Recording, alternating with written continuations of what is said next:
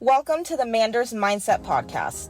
Here you'll find both monologue and interviews of entrepreneurs, coaches, healers, and a variety of other people, where your host Amanda Russo will discuss her own mindset and perspective and her guest mindset and perspective on the world around us. Manders and her guests will help explain to you how shifting your mindset will shift your life.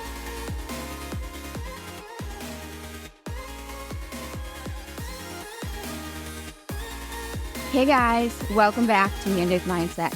I am here today with Alina, and Alina specializes in subconscious change and helps conscious leaders and creative souls transform self-sabotage, fear, and inner criticism into impact, success, and well-being. Part of what makes her work unique is a method called core transformation, which is also something I got to experience. And we're going to get into that a little bit as well. And core transformation is a gentle process that allows us to work with different parts of ourselves that are stuck in unwanted patterns of behavior and create profound inner change without having to struggle or rely on willpower. And honestly, guys, it is a really cool experience. And I am here today with Alina. Thank you so much for being here with me again. Yeah, thank you for having me. So, can you tell us a little bit about your upbringing, your childhood, family dynamic, however deep you want to go with that, but kind of lay the foundation for us a little bit? Yeah. So I'm actually originally from Russia, and we came to America when I was about 9 years old. So that was quite a big culture shift for me. Actually, it's a big reason why I continue to do the work that I do today is because the value system that I was brought up with in Russia was some American, I would say, households or European households were brought up in the same way. It's just really strict and focused on values of safety, security, certainty, education being the top priority, and being told that I needed to be really independent and following the traditional pathway of life, right? Like you go to school, you find your partner, you get married, you have children, and then you just work until some certain age. And maybe you retire. I don't know. I don't even remember anybody talking about retirement in Russia, but well, I guess when you're older, right? And you can't do it anymore. But yeah, so that was what I was brought up with. And I'm actively now rewiring and clearing a lot of these programs that have kept me in that cycle because, when we came to America, I was very focused on education still, and I ended up going into accounting. So that's kind of like it continued on to that traditional trajectory of life. Okay. Now, that's interesting. So you had that same, because even here in America, that you go to school, you go to college, you get married, you have kids, you've got your job, you hopefully retire and you die. Like that, like literally that's basically it. Hopefully you get to enjoy retirement and then you die. Uh-huh. So that you had that same kind of, this is what happens. And okay. In my family anyway, I can't speak for everybody, but that's the mindset that I was brought up with, the value system. Okay. So you came here when you were 9. So do you remember schooling in Russia at all? I do, because I went there through 3rd grade. So yeah, and I came here, I started 4th grade here. And I remember it being pretty strict again. Like we, here in America, we have these report cards, right? That I don't even remember when they go out, but once a quarter or something like that. There you have, I don't even know what the translation is, maybe like a grade book that you bring to school every day. And you basically get like daily grades. So then you bring your grade book home and then you can show your parents, like, this is what my progress was for the day, etc. And so I don't know if that's still how they do it, but I would say it was pretty strict and just a lot of comparison patterns to learning, how is the rest of your class doing? Or how did your sister do compared to you? And I just remember learning comparison from a very young age. Another thing that I'm Another thing that I am working on clearing and reprogramming. Wow. That's interesting too, because now I don't know if you remember this, but these grade books, like, would kids look at each other's in school? I feel like that might be something as a young kid you'd show. I don't You know? remember. I really don't remember. I don't. But you would also kind of know, from what I remember anyway, you would be in class, right? And let's say the teacher asks you to do something in class in front of everybody, and then you get the grade right there. So I think people would know what grade you got, but I don't remember. Okay, so it was outward too. Sometimes. But then you would take tests and have homework and stuff like that. Now, but I'll go in the grade book too. So, yeah. Okay. And so then you came to the United States when you were 9. Now, siblings. Do you have siblings? Yeah, I have a sister and she's still back in Russia. So she kind of, she chose a different life path. And so that's why she's still there. Is she younger, older? Yeah, she's older than me. Okay, so then you came here when you were 9. Mm-hmm. And do you remember early stages of when you first came here? Yeah, I mean, it was really exciting because, my dad was actually here before me and my mom came, and he was just, sometimes he would send me little gifts, I don't know, a Barbie doll or something like that. He would send it to me, and I just remember it being so cool because it's not really something that was sold in the stores, or maybe it was, but we couldn't afford it. So I was like one of the only kids who had a Barbie, like a real Barbie, and I thought that was just amazing. But just being here in general, there was this sense of, I don't know, freedom. It's interesting, like just seeing how kids here were compared to how kids are there. I mean, kids play and, I don't know, just kind of enjoy this innocent life, right? And also at the same time, there were some key differences, like kids here were saying things like, my mom said I could be anybody I want to be when I grow up, or I can do anything I want to do. I was like, what is this? Because they would do little interviews at school where they would be like, and what do you want to be when you grow up, right? And people just... You weren't used to that in Russia. No. Okay. I feel like I was definitely encouraged to be somebody that was accepted in society, needed. So like a doctor, or like an engineer, or, lawyer, accountant, or somebody like that, like a respectable profession. So it wasn't more so, what do you want to do? Or what do you want to be? No. So you want to be something that will help society, kind of, almost? Exactly. Yeah. And something that will be safe and practical and will support you so that you can have the traditional life. Yeah, I'm like, so you can support the family with the picket fence. Okay. Exactly. So, and now is that kind of why I don't want to imply this, but is that why you chose accounting? Yeah, no, exactly. That's exactly, yeah. Well, because, I was going through school and I was fortunate enough to have my parents help me with the finances for school. And I was thinking about what the logical part of Alina is like, what will help me get a job out of college that is pretty much guaranteed and that will support me, right? So that I don't need to rely on anybody. And my parents, like, they don't need to keep supporting me, right? So accounting was just something that came up. Like, I was decent at math. I knew that it was going to be a career that was going to be needed everywhere, and I would pretty much be guaranteed a job. So that's what I decided to go do. And obviously my parents supported it. And that's exactly what happened. Well, except I graduated when the economy crashed in 2009. So that wasn't fantastic. And I needed to go to a city that I didn't think I would go live in. But it all worked out. So. Okay. Now, I want to backtrack just a tad. So prior to coming to America, did you do like extracurriculars? Were you involved in anything over in Russia? Did they have that? I don't even know. So I don't even know. Could you play sports? Like, genuinely? Okay. I'm sure you could. I did piano. I remember that. Okay. My mom got me into that. I was pretty good. I think she almost got me into music school.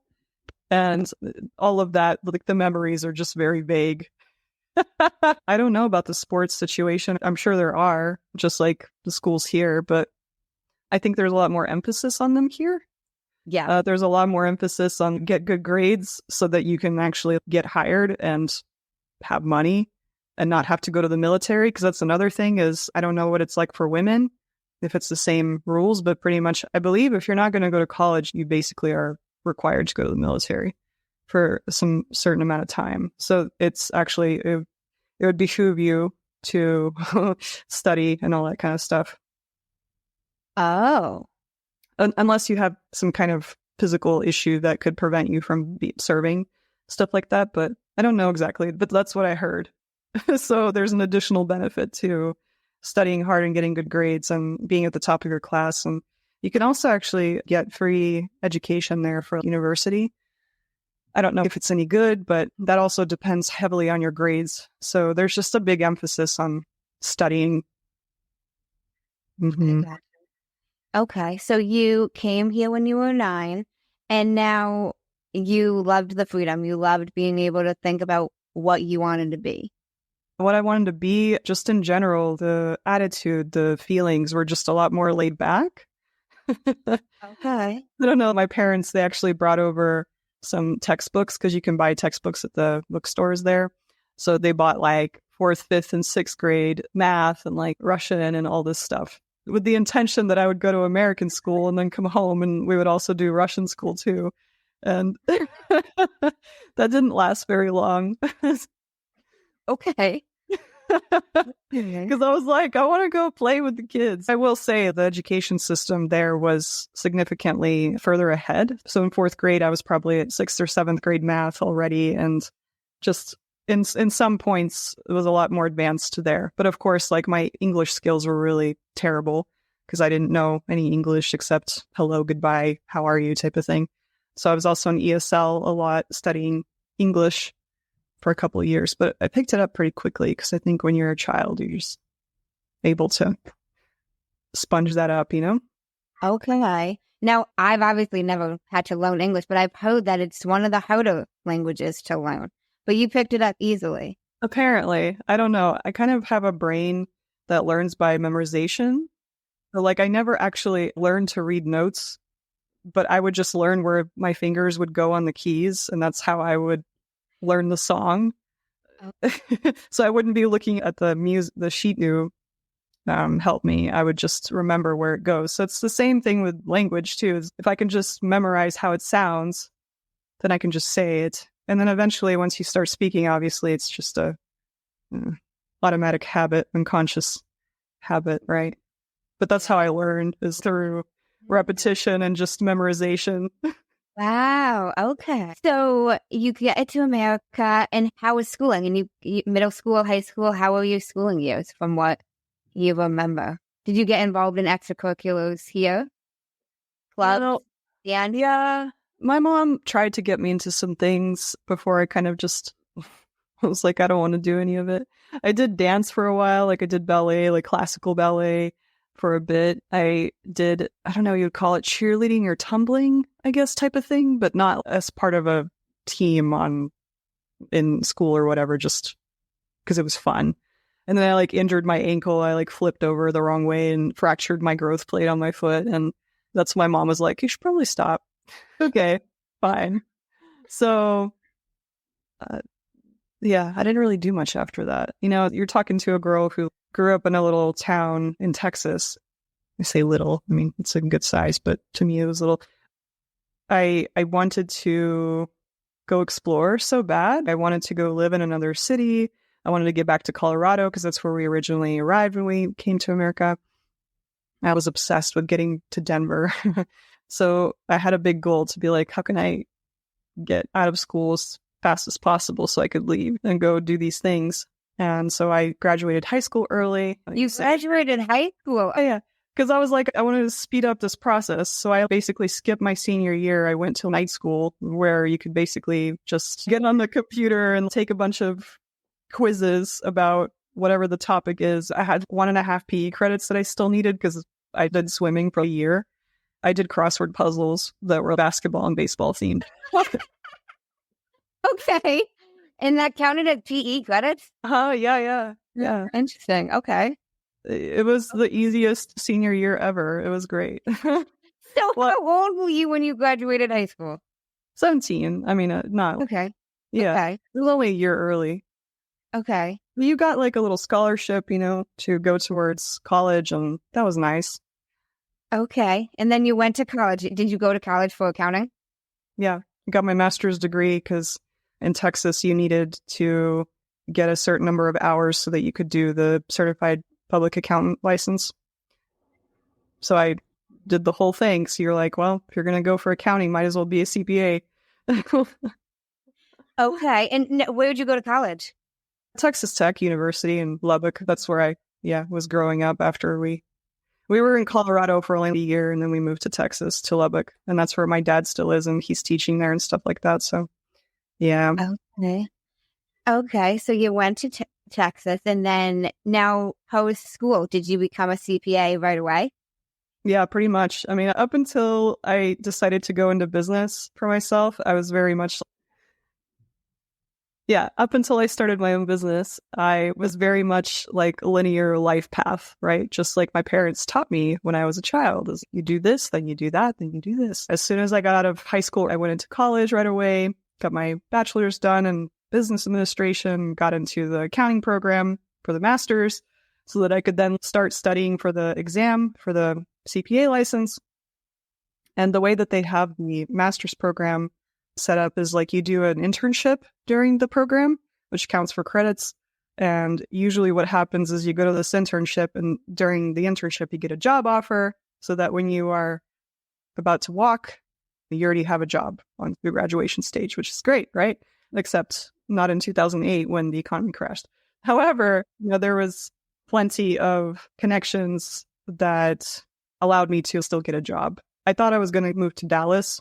That's where I wanted to live, but the only place that I could get a job at that time was Houston. And I tried to apply to Denver, and it just wasn't, I guess it wasn't the right time because I wasn't getting any bites. So I needed to go to Houston. Okay. Yeah. So you went to Houston and you started working at a firm over there? Yeah. I worked for Deloitte, which is like one of the, I don't know, they call them Big Four in accounting. So like the Big Four accounting firms of the world. Okay. Yeah. And did you enjoy that? Did you enjoy being a CPA? I mean, yeah, to a degree, there's a lot you can learn, right? There's a lot of benefit to being a part of a big firm because, I mean, they pay for a lot of your training, people who are your age too, right? That's a benefit because you get to make some friends and have camaraderie and stuff like that. And you get to work on some pretty cool clients, depending on what department you're in. I was doing international tax for a while, which was kind of interesting. And then I kind of switched to the high net worth individual and company, which I enjoyed a lot more. There was a lot more personal element to it than like this giant corporation that just deals oil and gas, and is trying to open up operations in China or something.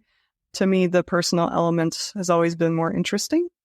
So I enjoyed that. It was tough though. I mean, there's a reason why they have the kind of, it's pretty much common knowledge that if you go to a big four firm, you're going to be chewed up and spit out. And most people quit within the first 2 years because it's hard depending on what department you're into, because I was in tax and we have these things called busy seasons. So from about, February to April, and then again from like August to October, sometimes November, I would be working 65, 75 hours a week.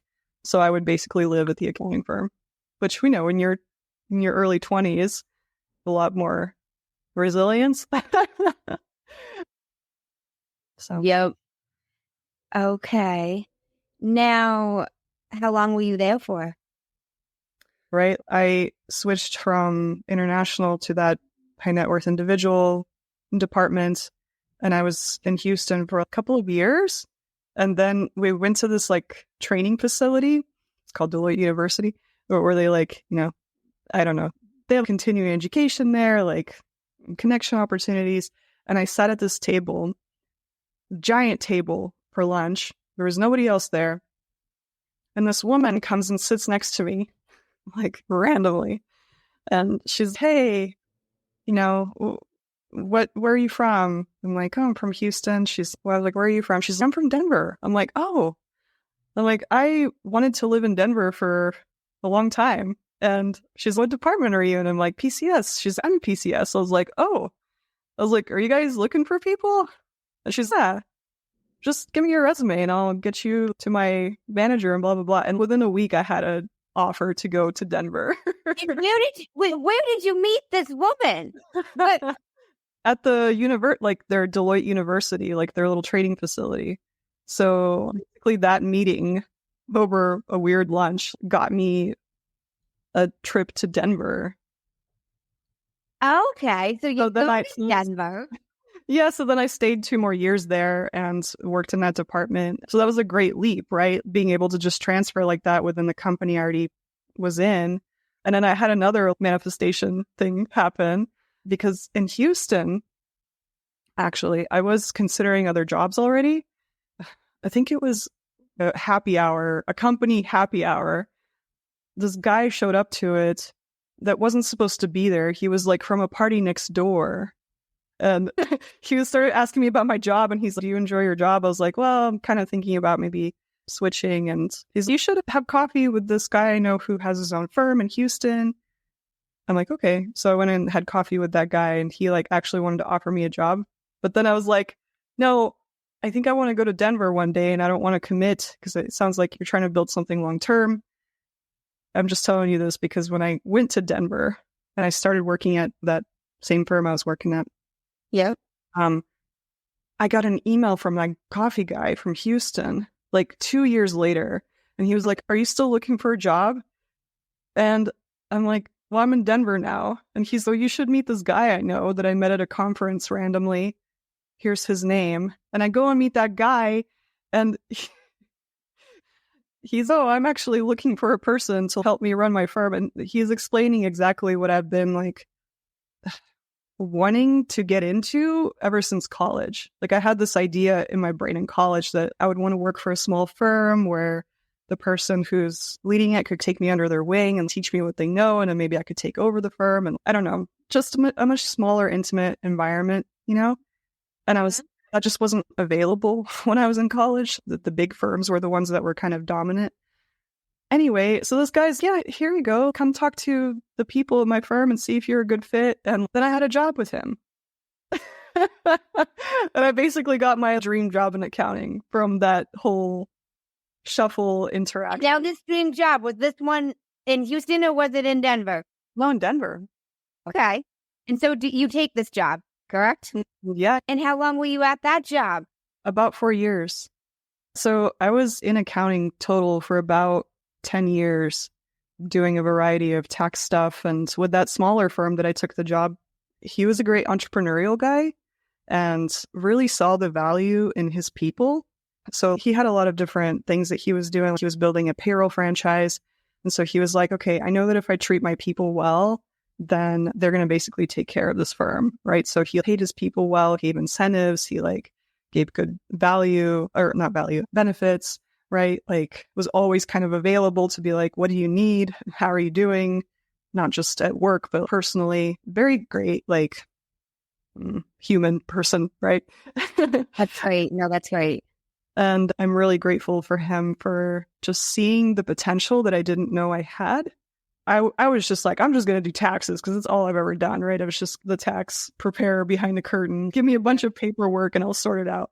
But he was like, what do you think about doing sales and marketing and, I don't know, helping develop the team and all this stuff? And so he encouraged me to go start doing all this stuff. So I learned a lot of new skills. I wasn't just doing taxes. I was also like networking a bunch and doing sales meetings, right? And signing new people on. I converted most of the firm to like new technology. And the owner guy, he was also like really futuristic too. So he was always asking the question of what is the future of accounting? How are we going to keep up with that? What can we do as a firm? So that kind of leads into the whole, he always wanted to create some kind of offering that would help accounting firms have more advisory services, because accountants are notorious for what's called compliance, which is, you know, oh yeah, I'll do your taxes or I'll do your books, right? So you can have your balance sheet and profit and loss statement every month. And that is what's been the bread and butter of a lot of accounting firms for a long time. But really the future of accounting is that, a lot of that stuff is going to get automated by technology. Yep.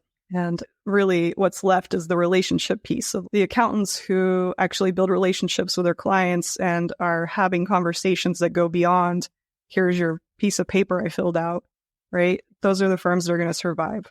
So that's why he was like, what can we create that would help not only us do this better, but also other firms? And he always had that question in his mind. I was like, yeah, I'm on board, obviously. I mean, I'm in my 20s and I plan on being in this career for a long time, so I want to be a part of this. At one point, he decided to sell the firm because he was focusing on other things. And at that time, it just wasn't a good fit for me to stay there. That's why I decided to, actually, I was like, hey, are you still thinking about creating that thing that you were talking about for the advisory services? And he's, yeah, we could do that now if you want. I'm like, okay. You'd have to quit your job, though, probably, because it would probably require a lot of time. I'm like, yeah, that probably would be correct. That was when my leap happened. I left the firm and I started that thing with him and some other people. Okay. And how was this new thing? It was like drinking from a fire hose in a lot of ways, but also exciting again, right? Because I'm like uncovering these new skills that I didn't think I had. Because basically what I started doing was building this giant educational program for entrepreneurs on basics of business, right? So I'm sitting there like learning about professional e-learning, which I didn't know was a thing.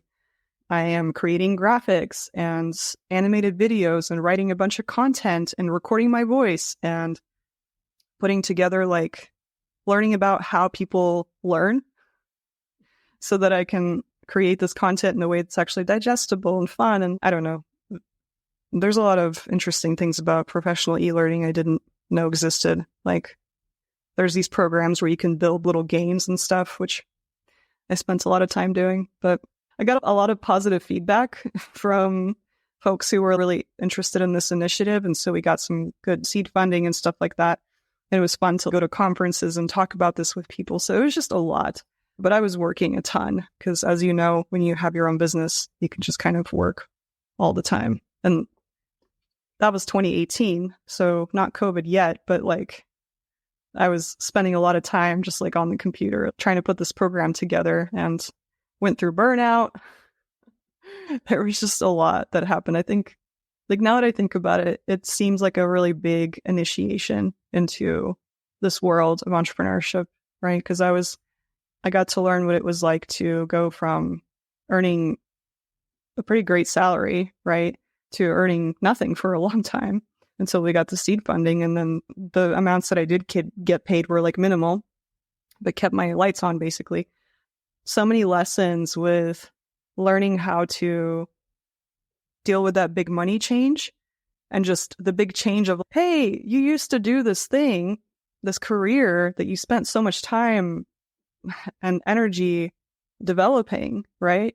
I mean, just getting the CPA license alone that was a year and a half of studying every single day. Because only less than 50% of people, I think, pass on the first time or something like that. So it's not an easy exam and you pay thousands of dollars to obtain it and get it and all this stuff. So it's an achievement, an accomplishment, and a lot of people don't just kind of let that go. So there's just a lot of things going on at that point of just my mind is, Alina, what are you doing? Why are we stopping this really safe, predictable path of life? You know? So there's probably a lot of that attributed to my burnout. Okay. What would you say was like the biggest challenge you faced with that? Because that's a big transition. Even when you said having a steady salary to owning almost nothing, like that's a big. It totally is. I mean, you just kind of have to keep going. I mean, I had savings, so it's not like I couldn't keep my lights on or pay my rent or something like that. I was okay, but just the whole aspect of that, being in that situation, you're like, oh God. Okay, well, I hired a coach, a life coach. Okay. Well, I worked with her for a year, so that was my first introduction to coaching, but I feel like she helped me tremendously. I wasn't doing really, maybe a little bit, like I was always interested in self-development and mystical things and stuff like that, but not, I never got into it to the extent that I did when I started creating that company, because there was so much change that my brain was literally freaking out. So she really helped me in that initial stage of come to awareness of my thoughts and my feelings and like my ability to choose, come up with a bigger vision and goals and like work towards something and just have a process of dealing with obstacles instead of just feeling like I'm flailing through a tornado of craziness, Yeah. No. So it helped me a lot. Okay. I think that's great. I talk about awareness a lot because we can't see what we can't see, and whether it's a life coach, whatever type of coach you want to call it, like we're biased to our own lives. We're in it too much to see the outside. People say, step outside of yourself, be the observer, which you can to an extent, but only so much. Sure. Well, right. And then, after learning a lot of these things about our perception, like how our perception works through these filters in our mind that have a lot to do with our upbringing, it makes sense that I wasn't able to fully step into that observer at that time and see things from a clear standpoint. It was heavily distorted, but it was good. All of it was good, right? So many lessons and such a, I was going to say a gentle path, but it's not a gentle path. It was exactly what I needed to get to where I needed to be, even though it wasn't always fun.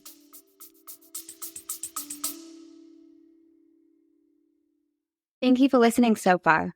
Every Monday, you can start your week with our Monday mindset shift. And every Friday, you'll end your week with For Your Mind Fridays. Stay tuned for more ways to elevate your mindset. I like how you mentioned our perception is affected by our upbringing, because it really is. And in so many, even in small little instances, that people might not even realize, like you judging a way a person does a random thing could be based on something you've seen in your upbringing, You're not even aware of it. Absolutely. So then from here, where'd you go from after you're doing this? Right. So, so that was in spring of 2020. I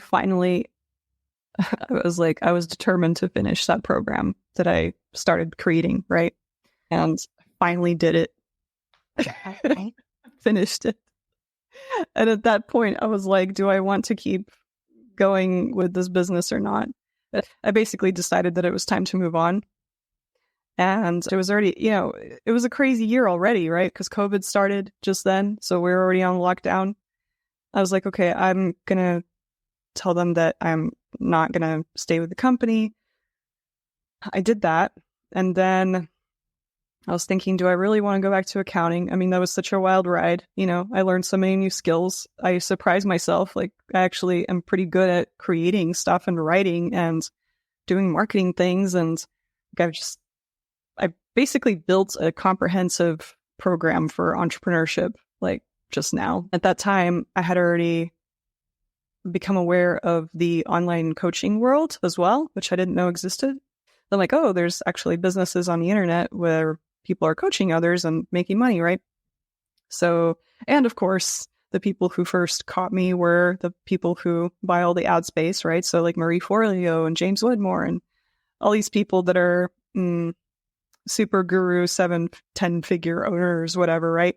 I want to do that. And so I was like, okay, I guess I'm going to go into coaching because I've always been really good with people. I really care about helping people succeed. And I have a lot of these skills that I can use from my accounting and from building this first business, from creating the program, right? So I could do like a form of business coaching. So that was like my decision then. And a lot of stuff happened. So in August, I got eloped on the Oregon coast. So we were still living in Denver and we went to the Oregon coast because we already planned a little wedding. But then COVID happened. We're like, okay, we're not doing a wedding. We're just going to go because we don't know when it's going to end. So we went and got married on the coast. And then we were sitting there at a little Airbnb having our honeymoon. And like, why don't we live in a small house like this where you can have trees all around you and nature? And we just sat there and wrote out all of our things. We're like, we're calling in this house for this much, money. It's going to have this many rooms. It's going to be this close to town, blah, blah, blah. Like we basically wrote it out together. And this was in August 2020. And by May 2021, we got a house here and we now live here in Pacific Northwest. So yeah, so that was a really cool manifestation. Congratulations. And now is this house, if you don't mind me asking, pretty similar to the manifestation that you guys created? Yeah. Okay. Yeah, it's pretty great. Okay. Some things that I would like to change. I can't change them because I live right next to a road and the road noise is pretty loud. So it's kind of weird. You're sitting here like in nature and trees and birds and stuff. And then you just hear not great, but it's all good. So it's probably not our forever home, but the fact that we're here is like amazing. That was another little manifestation because we kind of thought that maybe we would retire here someday, So retirement came 30, 40 years early, I guess. Approximately how long after you left that last business to when did you start coaching? About months. It was months, right? Because I was kind of still in that. The transition from employment to entrepreneurship was a tough one for me, Just, I'm glad you asked me a bit about my upbringing and stuff like that, because person listening, you could probably tell that I was taught from a very young age that things needed to be a very certain way, right? And up to about in my early 20s, things were a certain way, very much. Like they were very much intended. I was basically trying to make it to where my life was predictable.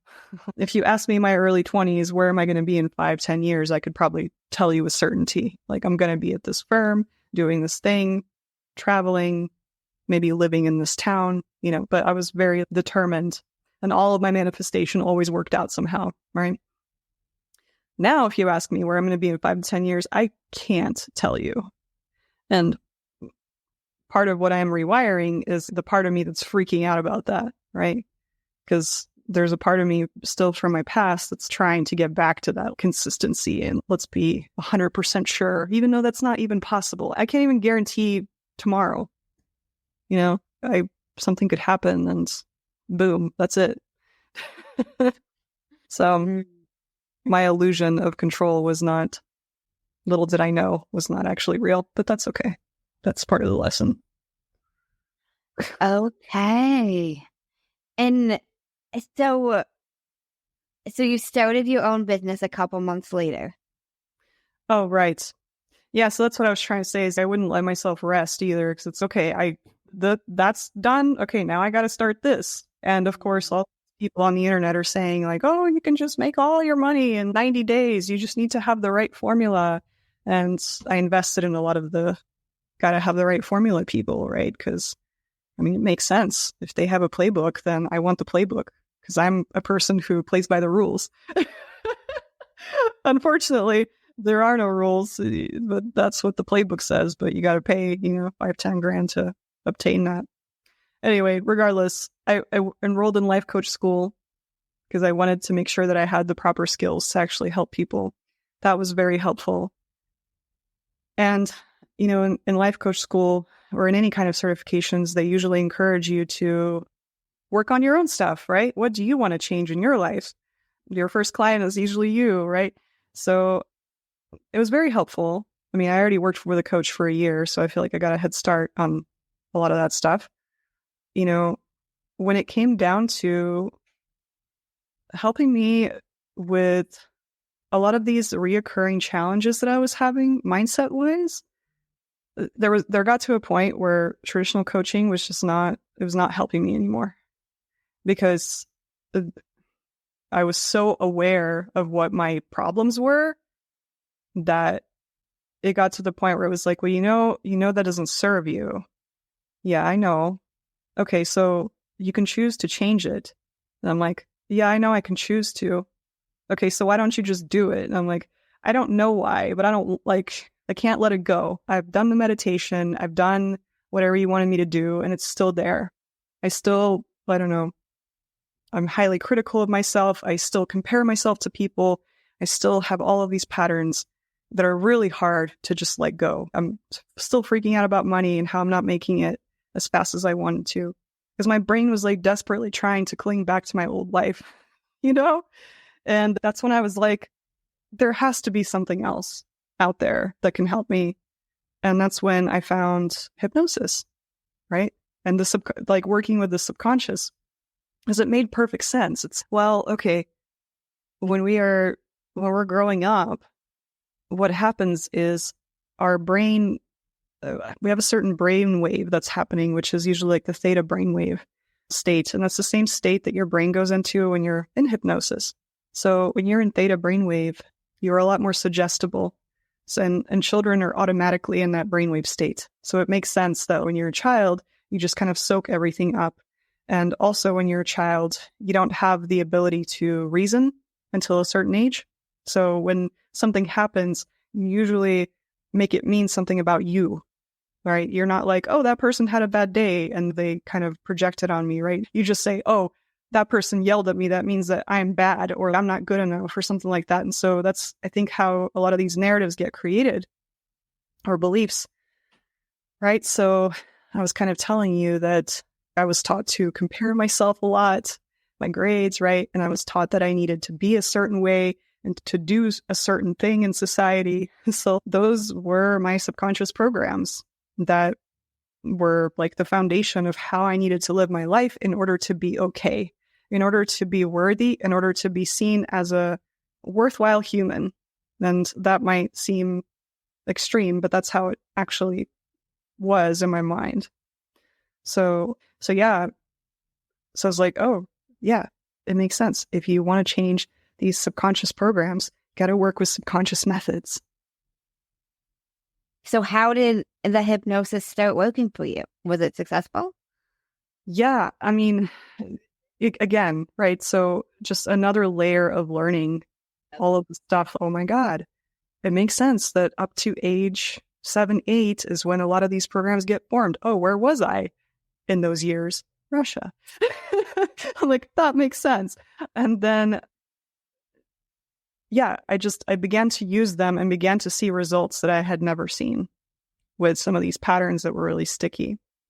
So what I didn't really like, though, eventually was that I needed to listen to an audio pretty much daily. And I was also just, I don't know, I was using hypnosis scripts a lot.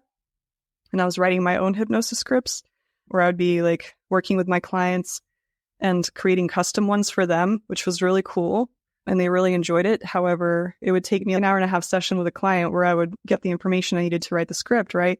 And then I would take 2 to 4 hours to write the script. And then it would take me another 1.5 hours, 2 hours to record it and edit it professionally and add the music and all that. So I'm like, okay, so I'm spending like 7 hours per client that I'm charging, I don't know, $200 for to do all this. It's not sustainable. And I know that there's other ways of does not require that. A lot of hypnotists actually don't condone scripts and all that kind of stuff.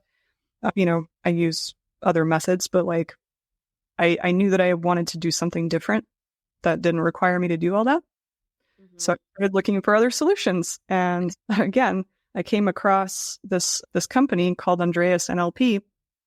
And this company was created by Connie Ray and Steve Andreas, who in the early days, like in the 70s, were part of the pioneers of the neuro-linguistic programming, or NLP, movement and self-development. So Connie Ray, she's the one that created a method called core transformation, which is a parts work method. So it allows us to work with different aspects of ourselves and transform them on a subconscious level. So after I found that, it like, oh my gosh, it just clicked on so many different levels, First of all, I no longer needed to listen to audio tapes every day. And second of all, it just started really unlocking more of who I believe I truly am. Underneath all this conditioning, underneath all of these programs, more of my genuine essence. And I've never experienced that before until now. Now, you said with the hypnosis, you experienced results like you had never seen before. What can you give us an example of maybe some result something you experienced? Sure. Just, severe negative self-talk that was constantly running like a background loop in my brain. I tried my best to use what some coaches were like, you need to just tell yourself to stop and go do something else, change your mind, go do something happy or like dance or something like that, which is really, it's good. I still use some of those things myself today for like an in the moment interruption. It's just not a very sustainable method because it requires willpower to use over time and you have to keep repeating it over and over again. So for the first time, after listening to, really positive audio, transformational audio for 2 or 3 weeks, I began to, that soundtrack in my mind that was like always self-critical began to dissipate on its own. And I didn't have to do anything. And I was like, what is this? Why? Okay. So it started to automatically change certain reactions that I had to things or certain repeating thoughts that I had without me having to do anything. But I was doing something, right? I was listening to these, I was putting myself into a very relaxed state, which I mentioned earlier, creates a suggestible environment for your subconscious. And then you're basically feeding your subconscious with a lot more positive affirmations, a lot more life-affirming words. So I am enough. I love myself. I am capable. I can do this. I'm doing this. I'm doing really good. That is such a different soundtrack to what was before when it was like, you're not doing this fast enough. You should be here. What did you do? You should be going back to your old life. People are not, you want people to be proud of you. No one should be proud of you right now. You're not doing what you're supposed to be doing. Just a lot of ego-driven fear and lack. And it's really hard to change just by forcing yourself to stop thinking that way. Yeah, no, it is. Okay. So now, this core transformation, how would you say it's similar to hypnosis? I mean, there are some similarities in that it generally feels very relaxing to experience. However, it's not hypnosis. Well, there's different kinds of hypnosis. I think the line has been blurred about what is hypnosis and what is neuro-linguistic programming and what is all this stuff. There's so many different forms and types that you can't say this is what it is and this is what it's not. All I can say is with hypnosis, there's generally an element of becoming relaxed. So practicing some kind of relaxation technique before you start either visualizing or feeding yourself affirmations, right? With core transformation, there's definitely elements of being relaxed, but it's not intentional. I normally start my sessions with a couple of deep breaths. That's not actually a part of the formal process. I just do that so we can arrive together. And then I just go ahead and start inviting my clients to bring up a situation where the pattern that they want to change last occurred. And we get into it. And before they know it, the body naturally goes into a very relaxed state, a very resourceful state. And they kind of go from there. And I guess there is a big similarity that it creates change on the subconscious level. So this is not like logical, conscious, oh, it makes sense. You are literally rewiring your subconscious mind to change your perception of life, because that's what reality is. It's perception. People are saying you create your own reality. To me, that means your perception creates your reality. Right? When you look outside and you see the sun, I see the sun right now. I say, oh, it's going to be a great day. It's sunny. I can wear my dress later. I'm excited for that. Somebody might look outside and say, that's terrible. I don't like the sun. It's too bright. I'm going to have a shitty day. So which one of us is correct? None of us is correct. It's however you choose to perceive it is what you'll get. I consciously chose right now to tell you that I'm excited, but sometimes you make unconscious choices that you're not consciously aware of, right? You might have a certain reaction to something, automatic reaction, right? And that just kind of happens. You don't choose to make that happen. Let's say that you did something right now that highly triggered me. I don't know what it would be, but let's say you said something really terrible about me. I would probably get really defensive right away. And it would just kind of be I wouldn't be like, okay, now I'm going to get defensive. It would just be like, oh, my gut is now weirdly, like I have tension in my body and I have heaviness in my chest. Why is that happening? Right? Because there's a subconscious program that got activated when you said something nasty to me. I didn't choose to make that happen. So in a way, we go through life with a lot of these like reactions that we're not aware of what's actually kicking them off. And what's kicking them off is these subconscious programs that we have that we may or may not be consciously aware of. That makes a lot of sense. Okay. That's true, though, that our perception really dictates our reality based on what we're... Okay. Now, I'll say that, too, that during our session, I felt relaxed, but I don't...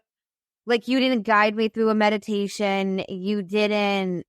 Like, even as breathwork, when I facilitate breathwork, I tried to facilitate starting it with relaxation. And now I can tell that I felt it, but it didn't seem like you were doing it intentionally, if that makes sense. Yeah. I think just the nature of the process helps your body relax, because what we do in the process is we find a part of you that you'd like to change. So like a feeling or a behavior or thought that you'd like to change. And then the nature of the questions, when we start talking to that part of you, I think it naturally slows down your breathing. It relaxes your nervous system. It naturally puts you into a relaxed state because you're going into deeper layers of yourself. And when you also turn inward, there's like this, there's just a relaxation that happens naturally. So yeah. Okay, that makes sense. So now this core transformation, how did you first discover this? It was one of those like paying attention to signals of the universe thing. Like I started seeing a bunch of people on my Facebook feed start posting about something called like eye movement integration or something. And they were like, this is amazing, blah, blah, blah. And I'm like, what is this? And I started Googling it and I tied it back to Andreas NLP. And I'm like, oh, okay. Well, this company, this is interesting. And then I was listening to a random lecture. This was like this was all happening within a few weeks of each other, right? I was listening to a random lecture about self-confidence from some hypnosis conference or something. And he was like, by the way, everything I'm talking about in this lecture is from Connie Ray's book, Core Transformation or like Wholeness or something. And you can find more information on Andreas NLP. I'm like, okay.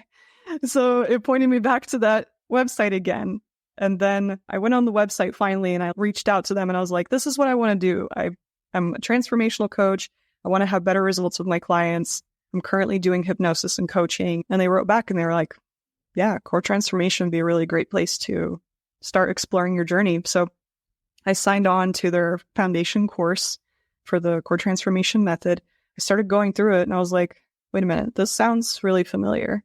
And I went back to look at my coach certification notes, and there was a whole section in there where we actually learned part of the method. This was back 3 years ago. And at the top of my notes in the coach certification, it said like, special thanks to Connie Ray Andreas for this contribution. I'm like, what? It's like a full circle thing. So, like when you have so many confirmations like that, you kind of pay attention. Okay. there definitely seems like there were synchronicities there for you. Yeah. Okay, wow. That's so cool. So what would you say this core transformation has helped you personally with the most? Oh my gosh, so much stuff. I would say my biggest win up to now, I kind of mentioned negative self-talk earlier.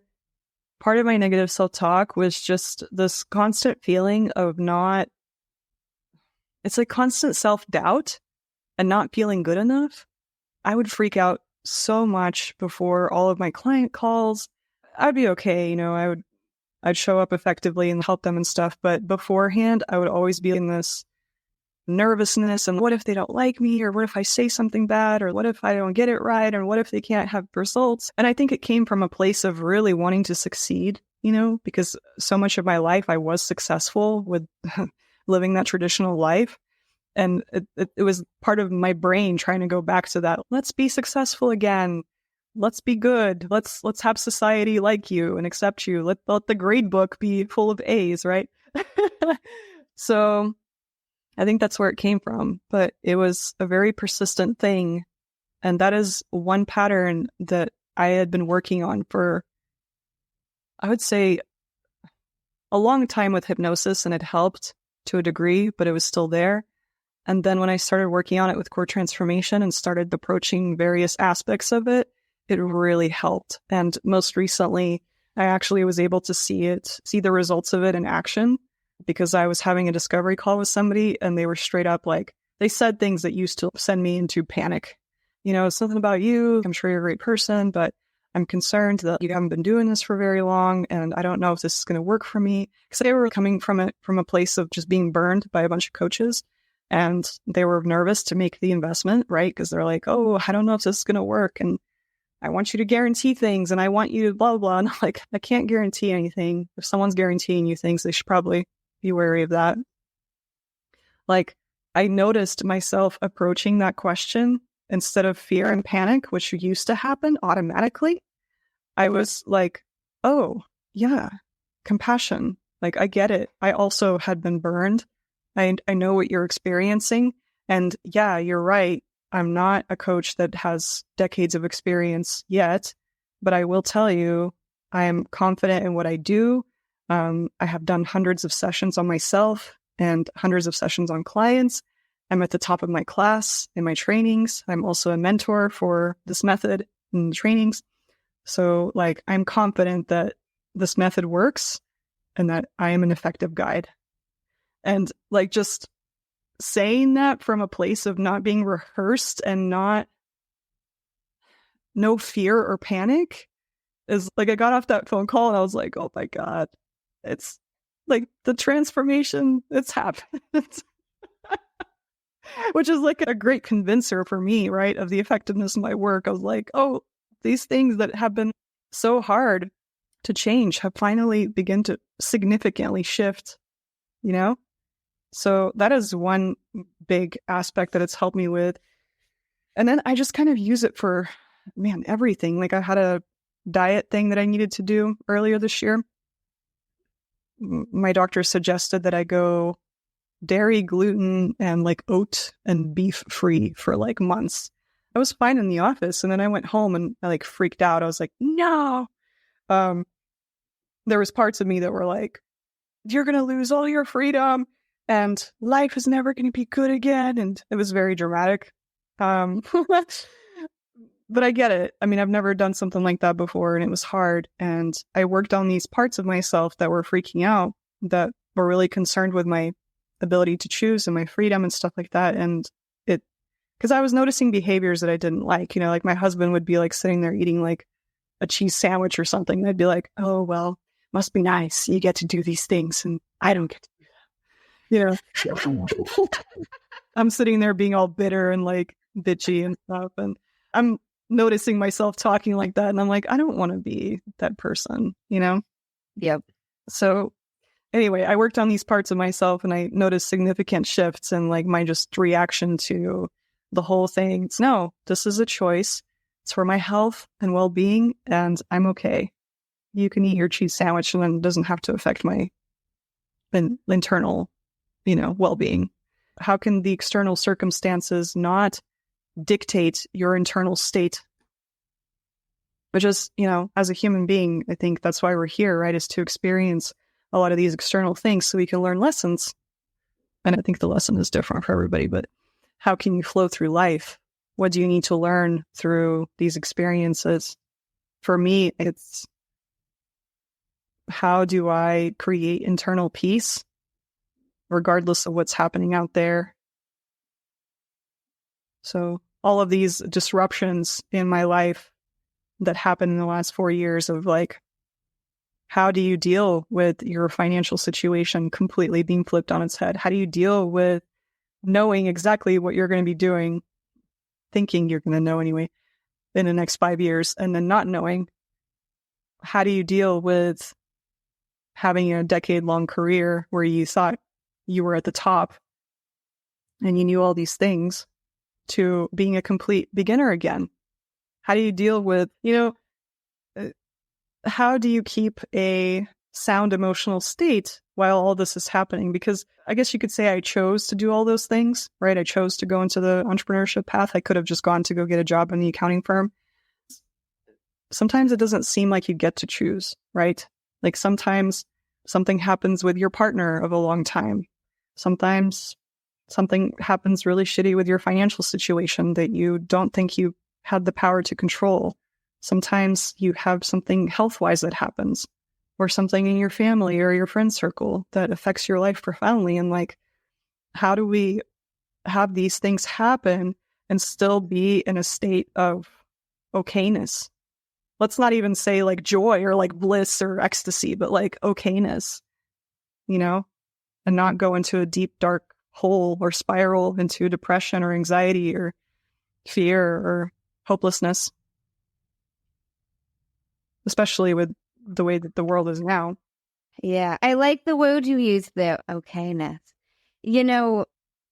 It's so true though. Like, how can we have these external things that are going to come up, like you mentioned, whether it's finances, whether it's health? Like, I got laid off from my job, my typical 9 to 5 over a year ago. Like, these things happen that we don't anticipate that will happen, Yeah. And how do you handle that without it affecting the internal? I love that. I love that question. Yeah.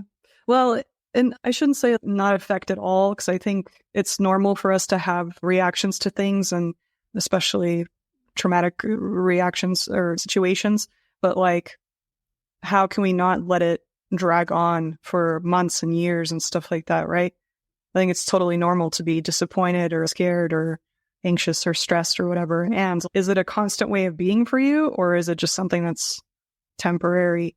And if it's a constant way of being, is that the kind of life that you want to live? And just knowing that there are tools out there that can actually help you if you do have ongoing stuff like that. Because for me, I didn't want to be in a chronic state of self-doubt. It created a lot of stress for me. It made this whole entrepreneurship journey not very fun.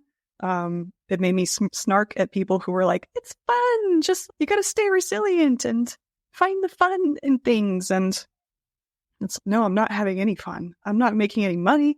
I'm not having sex. Like, I don't, you know what I'm saying? Like, the old Alina was like, she was looking at something, she was looking at it through a lens of something that it's actually not. So, and really, from my perspective, one of the best ways, there's a lot of ways, but one of the best ways to change those lenses is through subconscious change work. And for me, core transformation just happens to be the method that I love to use. It's not for everybody, but for me, there are so many connections from this method that are not just, it's not just about, oh, let's change your self-confidence. Sure, that's great. There's also a deeper why here for me. When we do the core transformation method, these parts of ourselves that we work with, we ask them what they want. Basically, it's the first part of the process. And what all of these parts want, first of all, it's something positive that they want at a deeper level for you, even what they want at the surface level is not very positive. If they want to be angry or something like that, might not be quote unquote positive, but they want something through that anger. that is positive. And actually, at the deepest core level, hence the core and core transformation, they want something that is actually a state of being. And it's a state of being that you can have regardless of your circumstances in your life, and regardless of people, and regardless of yourself. So it's literally just a state of being. And this process guides these parts to those states of being. And they usually, this is not like a mental, logical concept. You actually get to experience this in the body. And it's these states, a lot of them have different names, like people have different names for them, but ones that I experience often are like connection to source, or wholeness, or love that just is, or peace, or tranquility, or even like joy or bliss or ecstasy. It's like these profound states, and it's usually a felt experience in the body. And this is part of a big reason why there's a shift that creates on the subconscious level, because our subconscious communicates through images, sounds, and feelings. That's part of its language. And so when you experience that deep, profound state of being in the body, and then you, from that state, take a look at your old problem, right? You can begin to naturally sense a perspective shift. And like we were talking about before, perception is reality. So if you can, you're basically transforming your reality. You're rewiring your subconscious with these states of being naturally. And to me, I'm into all sorts of mystical things, but I'm also a student of Taoism. And Taoism is a little bit, in some ways, connected to Buddhism sometimes. So I'll take a peek of that stuff too. And just not a lot of like Eastern philosophies or religions or whatever. There's these, they talk about, the ego, and they talk about who we really are beneath all this stuff, like beneath our ego, beneath our conditioning, and how spirit resides in the subconscious. And it's a connection. It's a way for us to connect spiritually. It's a way for us to connect with our higher selves. And so that's really my deeper why, because I feel like it's helping me uncover my true, like I mentioned earlier, uncover who I really am, like be the authentic expression of my soul on planet Earth. And you don't get there through a logical concept. You don't get there by saying, I am. You could, but for most people, there's a lot of conditioning that holds them back from being that expression.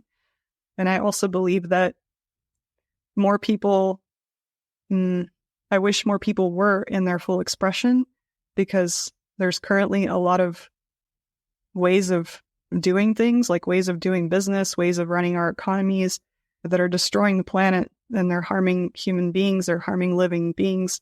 I would love for humanity to continue, for us to have a thriving world for all. So I would say it's my deeper why, is like helping people clear these distortions of reality from their space, these programs that are keeping them in frequencies of lack, fear, and control, so that they can actually be their true selves that the world needs them to be, so it can be a better place for all of us. So,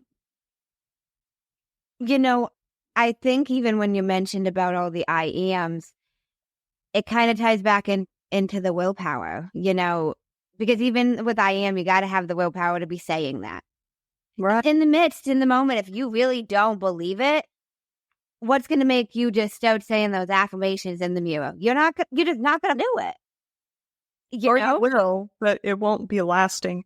Most people will not do it for long enough that they need to be doing it in order for it to actually effectively rewire the brain, because it does work, but the amount of times that you have to do it, for most people, let's say, I used to tell my clients that in order for you, and this is from scientific studies, right? Like in order for you to change a pattern in your mind with repetition and stuff like that, you got to do it for 67 days or something like that.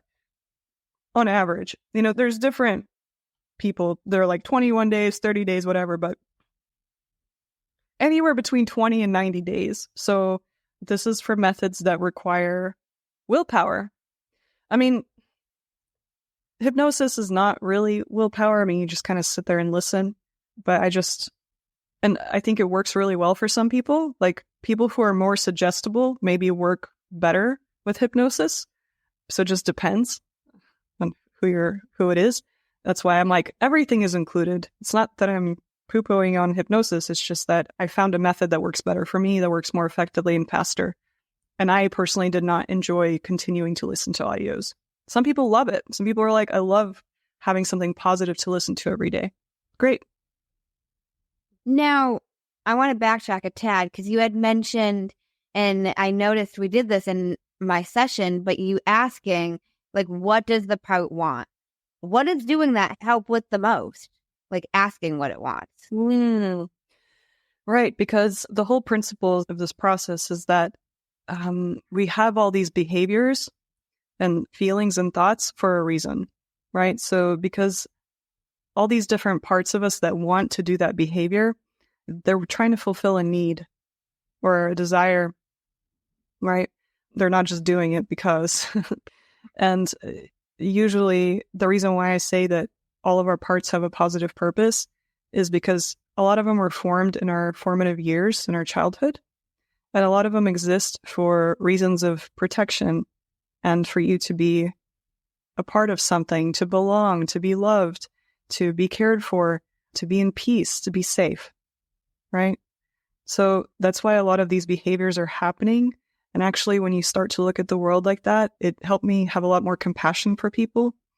Because it's like, why is this person this way? Well, it's because they're trying to achieve something just in a very ineffective way. You know, maybe a part of somebody who acts up and gets very loud and angry or something like that, like very reactive, be loved. Maybe that part of them wants belonging or wants, I don't know what it wants at the core level. Those are all different, but that's really what the deeper purpose is for that action. It's not so that they're just an evil person and they're an asshole. I think for most people, they're trying to achieve something. And so when we ask the part, what do you want? It can let us know what it wants we start off at the surface level, right? So what do you want through this behavior of getting reactive? I want to be heard. Okay, great. Thanks for letting us know. And then what we do, so in the subconscious mind doesn't know the difference between real and imaginary. You've probably heard of athletes using visualization to help them be better at their craft, at their sport.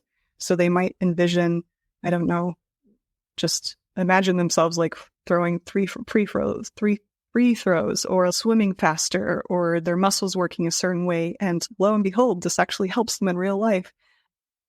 So when the part tells us what it wants, and let's say in our example, the part wanted to be heard, right? We then invite this part to step or breathe into what it's like to already have this, what it would be like in the imagination, right? And so then the part can actually experience what it's like to be heard. And it can have that in imagination, aka in reality, right? So then we can ask it, okay, so when you have being heard, what do you want that's even deeper or more important through having this? And so it kind of goes into these deeper layers and it's not logical. Right now, me and you are, eyes awake and all that stuff, but usually the subconscious mind answers what it wants. And sometimes the answers are logical.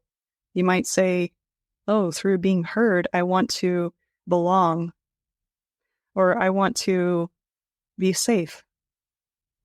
And that might kind of make sense, but sometimes it doesn't. And so we just say, great, thank you for letting us know. And I'll invite you to step into what it's like to be safe, right? So that the part can basically have what it wants, experience what it's like to already have it, and then learn what it actually wants that's deeper and what it wants at the core level, because that's the whole point, is once it reaches the core level, the part realizes that it actually never needed to do any of these things first. Like it never needed to be angry in the first place, to be heard. It never needed it to be protected or loved, because at the core level, all of these things are usually, they come naturally. When you're at the core state, you no longer have a lot of these like egoic desires to be accepted, or I don't know, that just doesn't matter anymore. And it's so hard to explain as like a mental concept. This is why it's such an experiential process. But I don't know. I'd be interested. I don't know if you remember from your session how it was for you, because I think you maybe were working on your reaction to a certain person that used to trigger you, and then you reached a core state. Like, what was your experience? So I didn't expect that the pout wanted what it wanted, honestly. I was defensive over an old coworker of mine, like not thinking I knew what I was doing, basically. And ultimately, it came down to me wanting to be valued at the company and me wanting to be seen and me wanting to be heard in general. I did not realize that it was that at all until we kept asking it. Like, it didn't come up right away either. And then when you reached the core state, which I don't remember what it was for you, but do you remember when you were in the core state and I was inviting you to kind of look at all of these things that you said before the core state, like the being heard and seen and whatever? Do you remember that process? Yeah, I just felt bliss.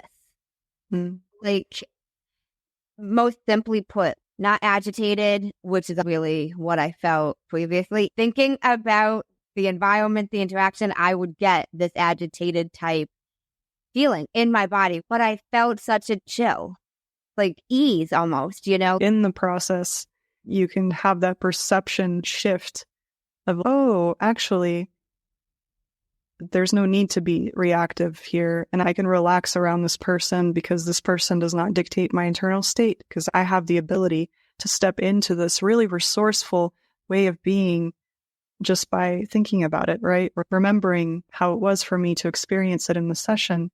And when you work with it, because this work is really best when we only did one session, but this work is really powerful when you do it over time, multiple times on different parts and stuff, because a big part of self-development, it really relies on repetition. Like, you have to kind of force yourself into these like resourceful states. Okay, think of confidence. Okay, good. Now you feel confident. Great.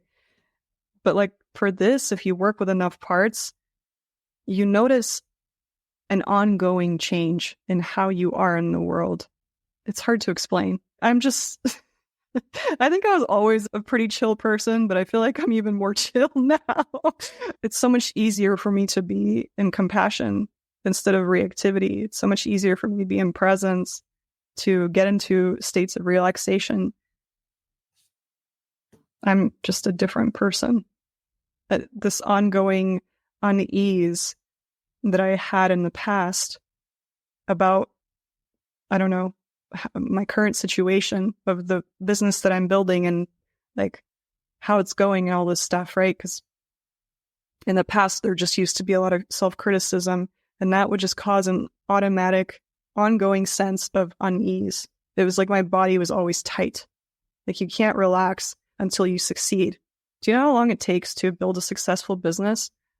The gurus will not talk about that. But it's going and it's doing well. Like, I'm getting clients and stuff like that. And I'm not where I want to be yet financially, but it's on its way, right? And it, as you can, from all these amazing questions you asked me, it's been a journey, right? This is year 4 for me in August of entrepreneurship in general. And there's been so many renditions of who I was. It's like business coach to hypnotist to now only this. What am I doing, right? It takes a while to find your groove and to restart a career and to change your identity. It's not sustainable if you are constantly doing it from a state of lack, fear, worry, and control. It takes a toll on your physical body. A lot of people get sick, burnt out, and it's just not, you're not a fun person to be around when you're in constant stress. So I knew I wanted to change that because I'm playing the long game. I'm serious about my career. I'm serious about building mastery in these skills and creating a really great business out of it and serving a lot of people. That's going to take time. So in the meantime, how can I affect my internal state to be as present, calm, and resourceful as possible. That's my goal. I think a lot of people are probably in those similar situations, especially if they're building a business. I gotcha. I really like how you said you went from a business coach to a hypnotist, just because it really highlights, and I don't think a lot of people talk about it enough. We all go through so many pivots. It's normal. It's a part of life, just because you started your own business doing X doesn't mean that's what your business is still going to be. Mm-hmm. I just really love that you said that, because I don't think enough people even mention that, to be honest. You start fitness coaching, for example, and then you realize it's life coaching you want to do. It happens to so many of us, because you don't know how you are going to like something, how it's going to be, until you experience it. Totally. And I agree with you that it's normal. And yet for somebody like me who used to think that there was just one path, No, so did I. So that's even also why I really wanted to highlight that, because I know my listeners relate to that, because I was on the steady trajectory. You go to school, you're going to be a paralegal. Now, I ask a lot of guests, and it kind of made me think of this now.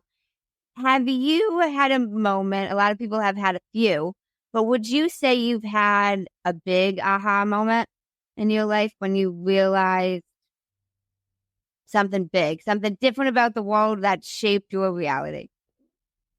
The last 4 years, I feel like, have been a giant aha moment in general. I mean, I've already shared multiples of these on the show today, but learning about the subconscious mind and how a big reason of why we are the way we are has been a giant revelation for me, because it basically says that there's a lot of room for change, and there's a lot of room for expansion beyond the confines of what we think is reality. Like, just the question of what is reality it's a big revelation, because I don't think there's a correct answer there.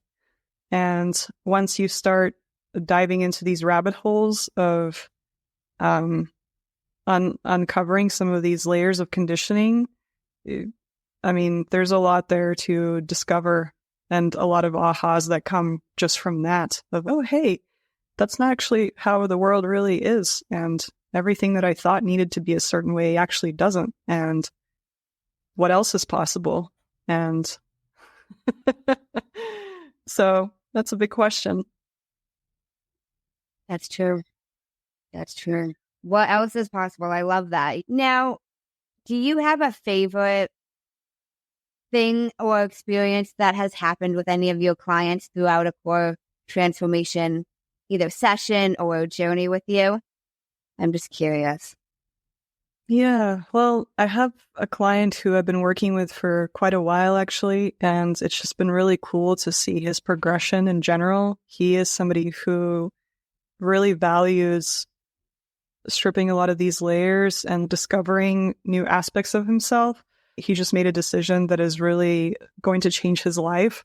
And a big part of that is working with a lot of these parts that are fearful and basically say that he can't do it and he's going to fail and all these things. That's been really rewarding to watch somebody do really hard, challenging things that I know are going to stretch him for the better. I mean, I'm sure it's not going to be all easy, but he's not going to regret this decision later on in life, probably. Can't speak for everybody, but he probably will not, according to what he told me anyway, because everything that he decides, he does himself, and I don't tell him to do anything. And yeah, just watching countless people go into these states and then be like, I've never experienced something like that before.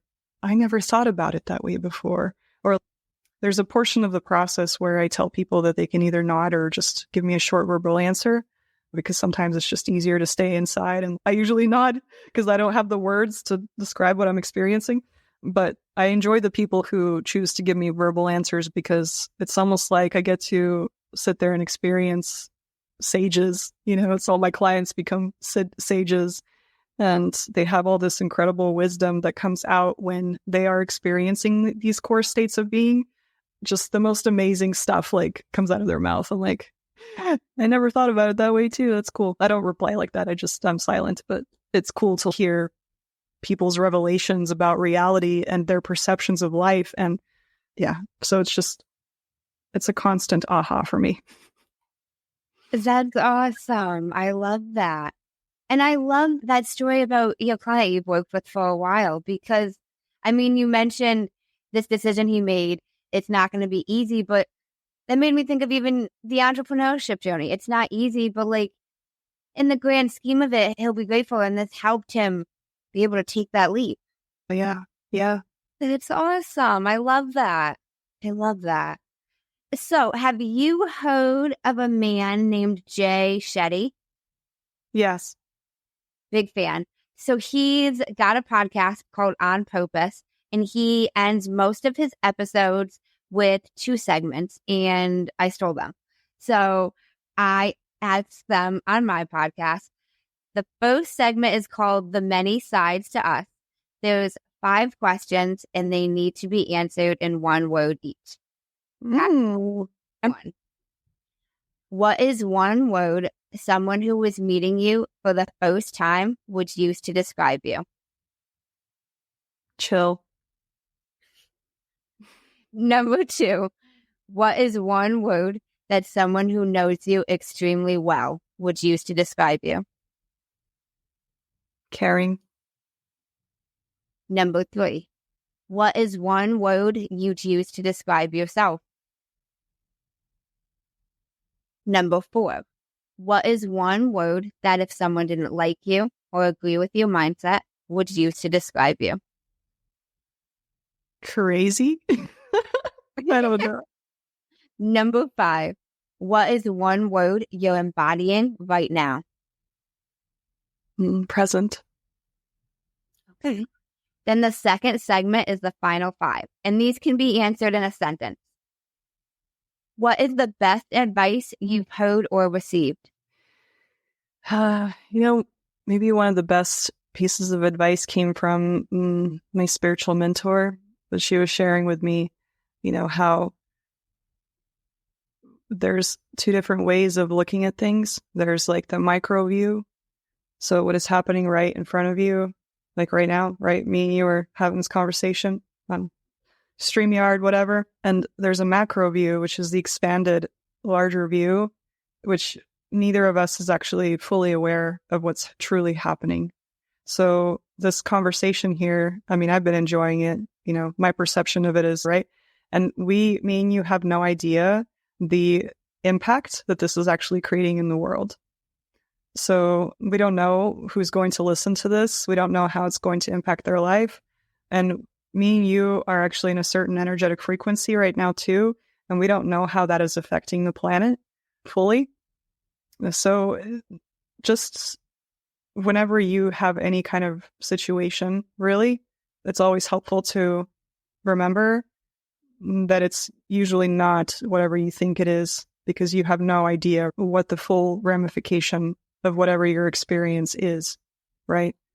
So that's kind of like why there's a lot of Chinese sage stories that talk about the power of maybe, right? It's, oh, that's amazing. And it's maybe, oh, that's really bad. Maybe, right? Because you don't know. Sure, like from the minimal, I don't know, closed-in perspective, it could be one or the other, but really you don't know what it is. Because even something really terrible happening, yes, it's terrible that maybe some people passed away or something like that, right? Or got killed. And you also don't know how that could be affecting other people around, maybe that witnessed this. Maybe they are now closer to people than they've ever been. Maybe there's community that has come together and rekindled something.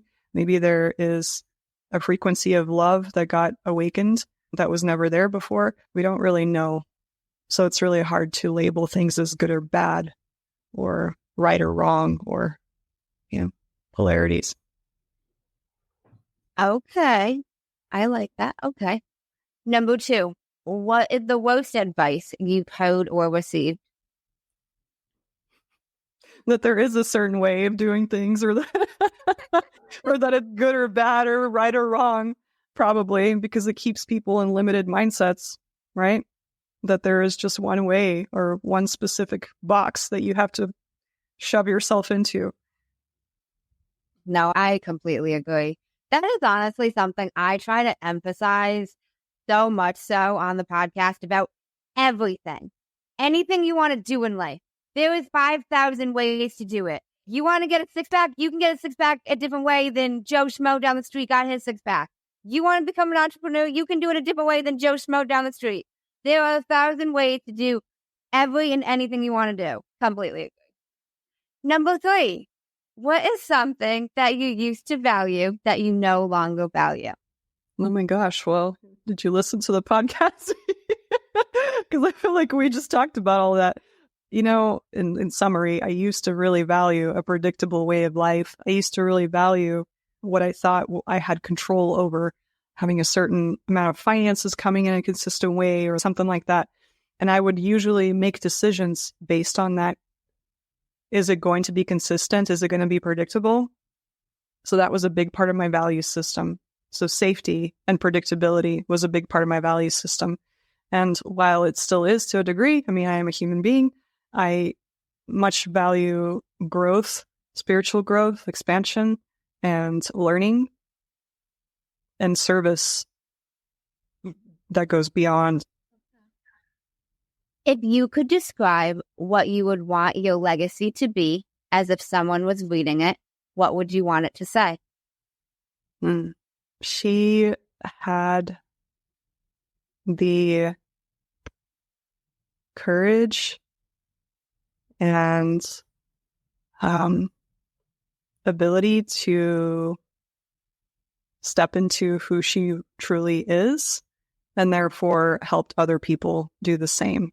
And therefore the earth was a better place because of it. That's beautiful. Okay. If you could create one law in the world that everyone had to follow, what would it be? And I want to know why. That's a cool question. That goes against all my Taoist stuff. Let's see. Worst thing that came was like, you know, there is no rules. But I don't really like that because that goes into another deep rabbit hole. Because there are some great rules that exist to keep society somewhat safe. Gosh. Question everything, perhaps, would be a great law. And, you know, why? It might help you see things in a different way, and it might help you have a totally, completely different experience of life in a positive way, in a resourceful way. Because when we get stuck in these ideas that, again, things need to be a certain way, right? It can create a lot of suffering. Expectations can create suffering. Other people's ideas of what's true can create suffering. So if you question everything, and I mean in a healthy way, not like a doubt yourself or whatever, but just a playful, curious way of questioning. I wonder if that's true. I wonder if that can be somehow expanded, or I wonder if that can be thought of in a different way or done in a different way. I wonder if this is who I really am, or if this is just who I've learned to be, or someone imposed this on me. I wonder if this feeling is mine. I wonder if this, you know, it's like a curious way of being that continuously expands your perspective of life and creates so much more freedom and, to me, joy and like satisfaction, fulfillment. Okay. And now, where can the listeners connect with you? And are they able to do a core transformation session with you? Absolutely. So people can find me on my website at alinanikishina.com. And also, I'm primarily on Instagram at HeyAlinaN or LinkedIn. And yeah, I offer single sessions. And I also offer packages for core transformation. And you can read about it more on my website. Okay, awesome. And I will link that in the show notes so you guys can click it directly. And before we close out, is there any final words you want to leave the listeners with? No pressure. I do just like to leave the floor to the guest. Yeah, thank you. I actually did want to add that I also have a weekly newsletter that I create called Subconscious Success Sunday. And folks who sign up, they can learn a lot of different tools and like methods and just tips and tricks about our subconscious mind and how we can work with it. So I'd sign up for that. I'm celebrating that I've been writing it weekly now for over 64 weeks. So officially over a year. Yeah. But besides that, I want to leave the listener with just some parting words of that if you are in any kind of perpetual state of being that you don't like, so, you're noticing that you're just constantly in this even low grade unease or anxiety or stress, and, you may or may not know why it's happening, but I want you to know that there are ways of transforming those things in a way that's gentle, in a way that doesn't require you to dig up traumas from the past or doesn't require you to necessarily feel it to heal it, which I don't agree with that completely all the time. Basically, if you have been trying something and it's just not been working, I would invite you to check out something like Core Transformation, because it really is a gentle process that allows you to heal on a deep level in a way that you've probably never experienced before. And you can read a lot about it on coretransformation.org. There's the Andreas NLP website. And of course, I'm happy to chat with you about it as well. I give complimentary discovery calls. Okay, awesome. Well, thank you so much. I really appreciate you speaking with me. And I will link all of that in the show notes so you guys can connect with Alina directly. And thank you so much again. Thank you, Amanda. And thank you guys for tuning in to another episode of Mandu's Mindset. In case no one told you today, I'm proud of you. I'm rooting for you. And you got this. As always, if you enjoyed the show, I would really appreciate it if you would leave me a 5-star rating, leave a review, and share it with anyone you think would benefit from this. And don't forget, you are only one mindset shift away from shifting your life. Thanks, guys. Until next time.